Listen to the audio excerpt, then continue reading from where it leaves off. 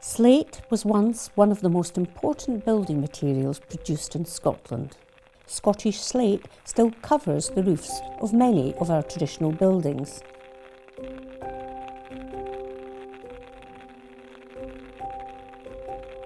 But despite the vast amounts of slate in Scottish quarries, there's a problem.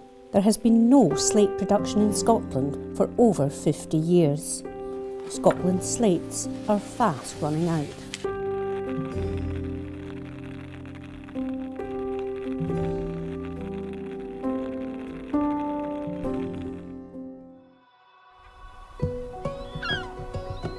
A team from Historic Environment Scotland has travelled to the Isle of Bute off the west coast of Scotland.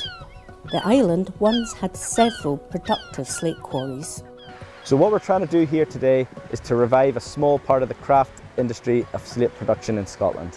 So what we'd like to achieve with this pilot is to put a spotlight back on the slate industry and slate production, and the long-term aim would hopefully be to see if we can develop a small craft enterprise somewhere in Scotland. Scotland has an incredibly diverse geology, and wherever you go in Scotland, the built heritage sort of reflects that diversity. The Isle of Bute lies on the Highland boundary fault, and the four key areas of slate resource in Scotland all lie between the Highland boundary fault and the Great Glen Fault to the north. Scotland's slate industry began on the island of Easdale in the 16th century. These islands are known as the islands that roofed the world. From here, slates were sent across the globe to the United States, Canada, Australia and New Zealand.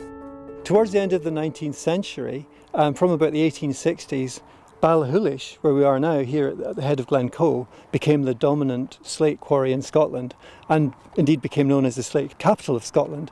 The geology at Ballachulish produces a particularly strong slate which is highly durable and weather resistant. Scotland's slates vary in size and width, so they're laid with the larger slates at the bottom of a roof and the smaller slates up at the top. That, in a practice, it's called diminishing courses. The practice of laying slates in diminishing courses is what gives Scottish roofs their distinct character and appearance. So imported slates don't have this character. They're a lot more uniform and smooth, so they destroy this traditional look. On Bute, the team have been exploring old quarries for a new source of slate.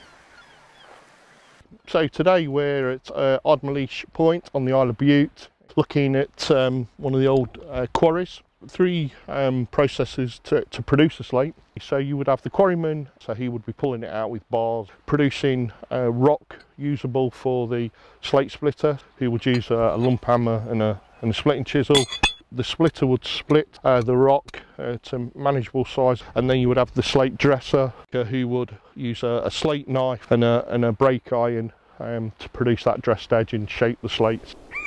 Today we're at the grounds of Mount Stewart at the Learning Studio. We were in the quarry yesterday. We extracted a quantity of slate block that we're now hoping to process into roofing slate. What's happening behind me is a rock to roof event where we're splitting the slate and dressing the slate ready to put onto a roof. Due to the decline in the slate industry in Scotland, we've lost many of these skills. Slate experts Richard Jordan and Peter McCluskey are keen to pass on their knowledge and skills. Andy, do you want to come have a go? Dressing slate.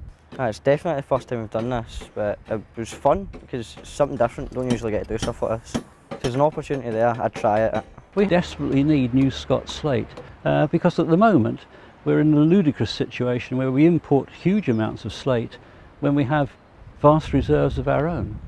The fantastic thing about slate, particularly in these carbon conscious times, is it's entirely natural. It's not been processed or manufactured. It's a natural material. It's a zero carbon product.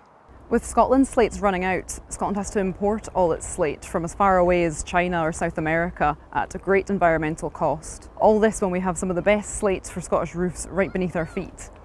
And there's no reason why we can't start these industries again in the same way. So I'm sure there's scope for this sort of enterprise. Historic Environment Scotland's groundbreaking pilot on the Isle of Bute highlights the urgent need for the revival of the Scottish slate industry. We're losing the character of our historic environment as we gradually replace traditional Scottish slates with imported slates.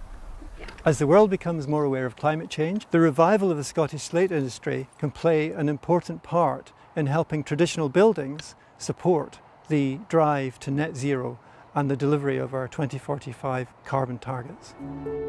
As Scotland moves towards a net zero carbon economy, a revived Scottish slate industry has the real potential to be an important part of that future.